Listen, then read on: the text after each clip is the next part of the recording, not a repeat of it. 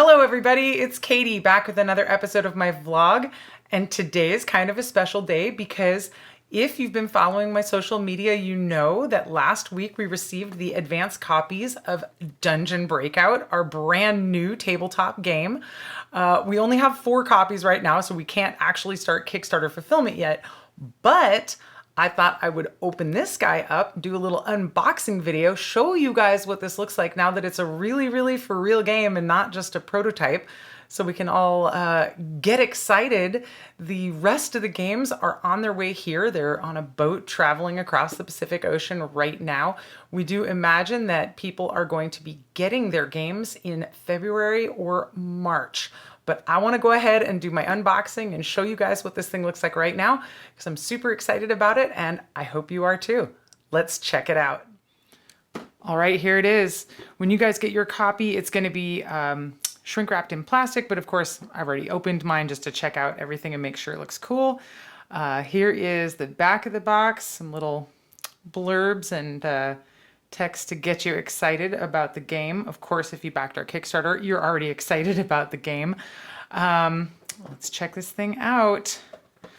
All right, inside, and now I apologize, I can't remember if the rules sheet comes first or the standees come first when you first open the box, but it's one of these two is going to be on top. Simple rules this time. We got a little half sheet size, front and back, a couple of diagrams. That's it. So this game is much easier to learn and much easier to play than Dungeon Degenerate's Hand of Doom.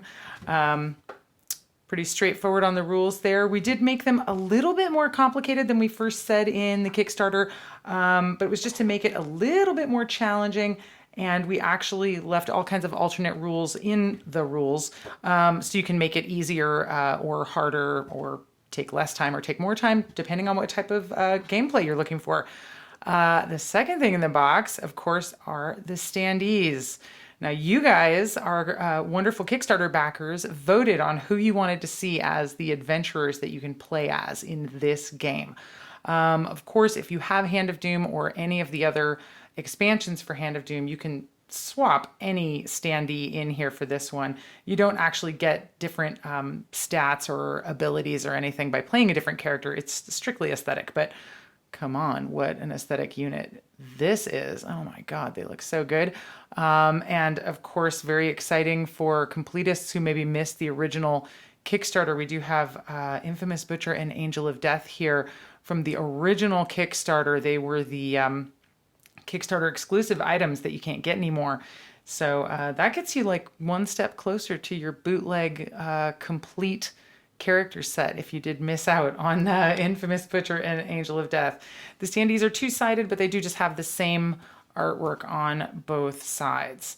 And then under that, we have our cards and a few pieces of plastic hardware. We've got a single die for this game, and we did listen to our backers and get you guys a bigger die than we did for Hand of Doom. I like the black and red, so that's pretty cool. This is all glary. Trying to keep it in the shot here, but it's just this like obnoxious light. Oh, there we go. All right. And then a whole bunch of standee clips so that you can use with your standees, obviously. We made sure that this little section in the box was actually made deep enough so that when you punch your standees out from the board and you have all 8 of them punched out, they're going to fit really nicely in a little stack right in that spot. So you've got room for all of your pieces after you have punched your guys out. Okay, this is the dungeon deck. Very exciting. Double-sided card on top. This is your start card. X marks the spot for the start of the game. And then the rest of the deck is, one side has our great Dungeon Breakout back, and then the other side is the pieces that you play in the dungeon to make your board. And we've got pieces with monsters, we've got pieces with loot, we've got different shape pieces. Oh, there's an exit. There's 3 of these in the game. And then we've got instructions in with our regular gameplay instructions for how to make the game harder by removing some exits or strategically placing them in the bottom half of the deck so it takes longer to get to them. So lots of deck pieces. They're I don't want to say boring. There's nothing boring about this game, but I know you guys really came here to see the monster and loot decks, right? Okay, so let me show you those. All right, let's put all of this back into our neat little storage in the box and take a look at our loot deck items. So we got a nice little loot deck. Got the backs of the loot deck, which match with the loot symbol on the dungeon deck cards. And then on the fronts, we've got a whole bunch of different tiny little funny items that you can use in this game to make your way through the dungeon. I do love the dungeon burger. We added several food items, which are, of course, one-time use because once you've eaten them, they're gone.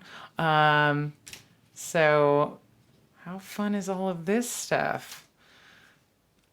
Should I go through the entire deck? I'm going to be honest, you guys, I've never done an unboxing video ever.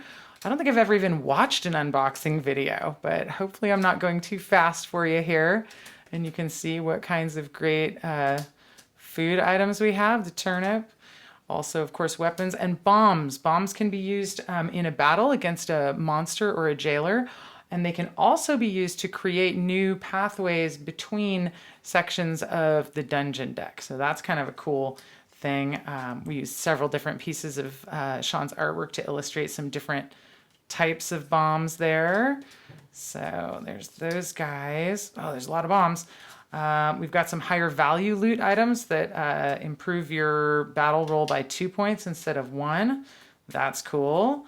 But then we also have cursed loot, items that if you're carrying them are going to actually take points away from your battle roll against a monster. So some good stuff, some bad stuff in there. As you can see, there's not that much cursed loot, so your odds of picking it up are not that high. So there is our loot deck. And then let's take a look. Gosh, if I can get that back in there. Move this garbage off the screen. And then let's take a look at our monster deck. So the monster deck actually has 2 decks. If you look, it's a little mini deck, just 7 cards for the jailers. We added special rules for the jailers because we figure you're going to run into both monsters and jailers if you're running around in a dungeon, right? So let's take a look at our jailers first. We've got 7 different guys. They are all 5-point monsters, so you do have to roll high or have a lot of great loot items with you when you go into battle with these guys. And we did make the basic rules for the game say that when you get to the exit, you do have to fight a jailer and win to get out of the dungeon. So originally it was just that you had to be the first player to find the exit and make it to that space. And we changed it so now there's a jailer's going to appear at your exit space and you're going to have to battle them before you can actually exit the dungeon and win the game. Now the other monsters we might run into, we've got monsters range between 2 and 5 points depending on how big and bad and hard they are to beat. So we've got some littler 2-point monsters here. I love all these dudes so much. All kinds of weird, nasty things you might run into in a dungeon. Lots of great nasties. Oh, one of my favorite guys. I always love to show this off because he's right here on my arm. You guys will like this. So little twins there. Artwork by Sean on that tattoo also. So Kazo Obake is one of my favorite monsters. Mega Rat. Oh, so gross. Lots of little nasties running around in our dungeon, and they are color coded. So the 2-point monsters are the yellows. The 3-point monsters have all been colored orange. Sean went through and recolored all of the monster artwork that we were reusing from the older game to make this gorgeous little deck. Oh, it's so aesthetically pleasing.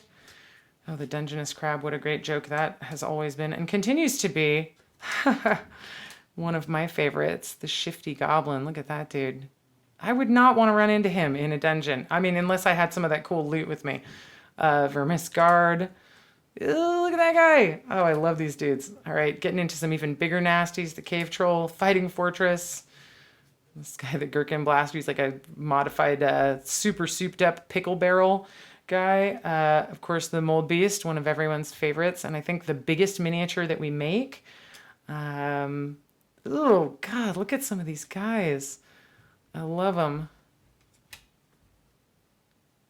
Man. Oh, that Bullskrog always gets me. I love that piece of art. Oh, and the worst golem. What a nasty one. Oh, and then the really bad guys. 5 points. Mega Verm. The Skroger. Look how nasty that guy is. I love them all so much. The Slime Lord. I should show you guys the Slime Lord mini. I'll save that for another video. We just got them in. They look so cool. That was our Kickstarter exclusive for this one. So if you got one of those, good job. If you didn't, ooh, I don't know how you're going to get one. You're going to have to find someone who bought two, I guess. So we do have a gorgeous new metal miniature that goes right along with this guy here. And then, of course, the Brute Lord, another fan favorite, had to make it into this game. So there you have it. That's what's in the box. It's, you know, as we promised, I'm mixing these guys all up. They were in point order, but, well, I guess the first thing you do when you play is shuffle, so it doesn't really matter. So yeah, it's a pretty simple box full of stuff. As you can see, much smaller and way fewer moving parts than Hand of Doom. I'm super excited about these standees. And of course, we did make a set of these 8 adventurers together as metal miniatures. So we are actually just waiting to get our new metal minis of those 2 guys before we can put those together and have them ready to go out to everyone. So that is your look at what Dungeon Breakout looks like as a really real thing. Gorgeous package designed by Sean. I absolutely love it. It's the same size as Mean Streets, so it'll sit right next to Mean Streets on your shelf if you have that one. And like I said in the intro, we do expect that people are going to be getting their Kickstarter rewards packages hopefully in February, maybe more realistically into March, just with the way all shipping has been going with COVID. So thank you guys so much for watching my unboxing video. I will be back in a few more days with another episode of my vlog. Until then, everybody, take care out there, stay safe, and thank you so much for watching. I'm out of here. See you next time.